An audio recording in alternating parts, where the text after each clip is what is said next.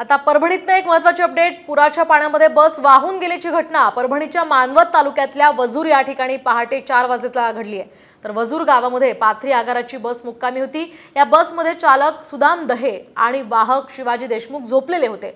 बसमध्ये पाणी शिरल्याचा आवाज येत असल्यामुळे त्यांचं याकडे लक्ष गेलं आणि त्यांनी लगेचच बस सुरू करण्याचा प्रयत्न केला। मात्र बस सुरू होऊन ब्रेकच्या हवेची टाकी भरण्यास वेळ लागला आणि तोपर्यंत एक मोठा पाण्याचा लोंढा आला आणि बसनं जागा सोडून त्या ठिकाणी बस वाहून गेली आहे। त्यामुळे प्रसंगावधान राखून चालक आणि वाहक यांनी वाहनातनं काढता पाय घेतला आणि त्यांचा अगदी थोडक्यात जीव वाचलाय। ते बसमधून बाहेर पडले आणि बस 100 मीटरपेक्षाही जास्त पाण्यात वाहून गेल्याचं कळतंय।